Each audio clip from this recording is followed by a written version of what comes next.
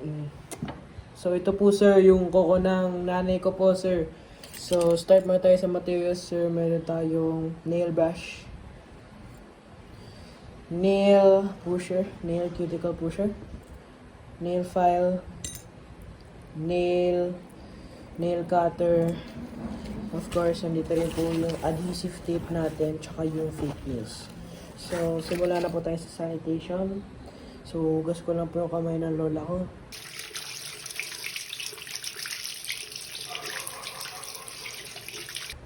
So, ang gusto po ng nanay ko today is Cobal. Dapat po ang ipapasa kong PT ay photo format. Pero since nakita ko po sa rubrics na video, kailangan ko po ulit going Cobal.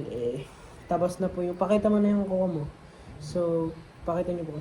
So, tabas na po yung kuko niya. So, tabasin pa natin ng konti para medyo maayos. Masakit ba na Masakit ba? Masakit ang sagad din na, sagad na yan eh. Binibit mo na kanina yan eh. Ano kasi picture light. Masakit. Sagad na yan. Sagad mo sagad eh. Sorry na. Basta Cobal yan. Kubal eh. Binibit mo na nga kanina yan eh. Hindi na makakagawa ng yelo. Huwag mo nang gupit mo yan. Huwag na daw gupitin sir. So, Kasi punta na tayo sa binibit mo na next step kanina. which is nail files. Pero, as like, sabi po ng lola ko, saglit, hindi po masyado yung nail file dahil po kasi tabas na po lahat eh.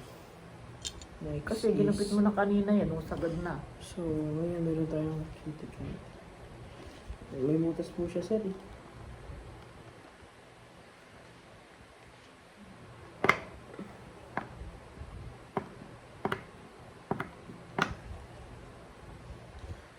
Di ko po matanggal yung cutics po niya sir kasi po wala po kaming acetone. Nasa parlor pa po yung acetone namin sir. Walang bakit ito rin yan. Yung cuticle lang ko na.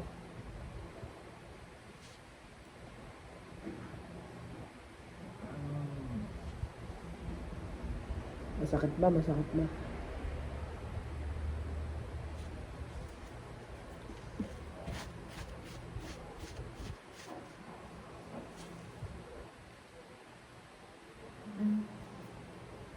Mamaya, taste lang na yan. Pag...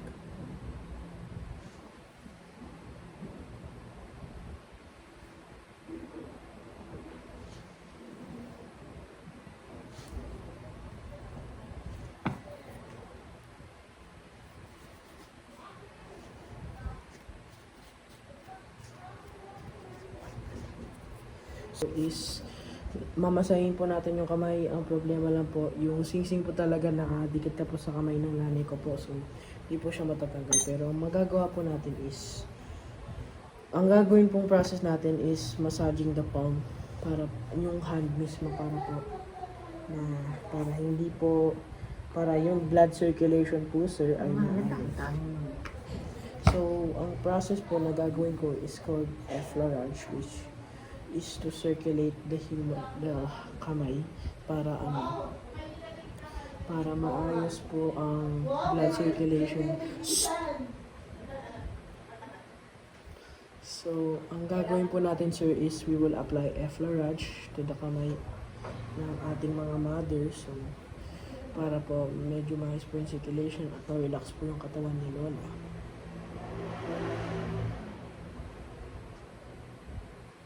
So, sa kabilang kamay rin po gagawin yung effleurage para po both equal yung distribution ng dugo.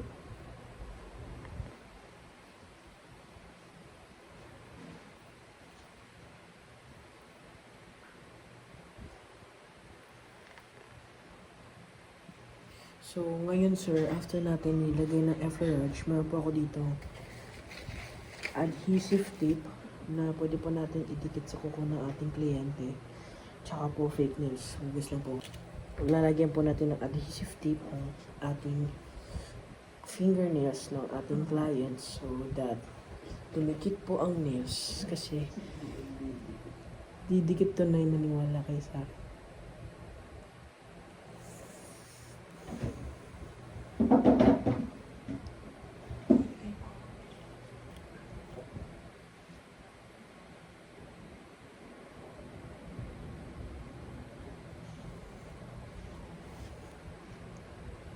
So, first natin na tanggal is this adhesive tape.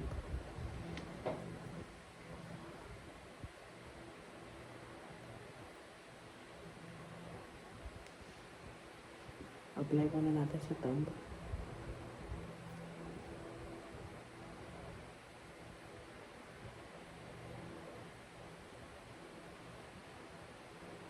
Relax na kamay nyo, Nay. Nabalatan ko tong adhesive tape.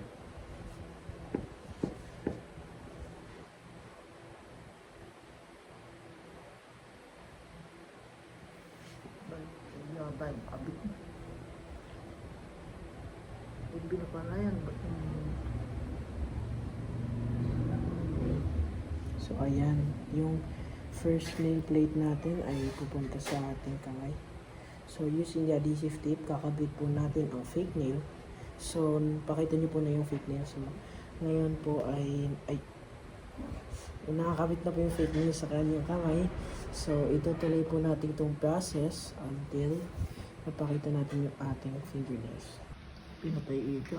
So, ito po yung final result ng ating manicure. So, as you can see, nadikit na po namin ng fake nails using the adhesive tape. Dinikit po namin sa kuko ng aming mother. And ito po yung final result. So, thank you for watching, sir.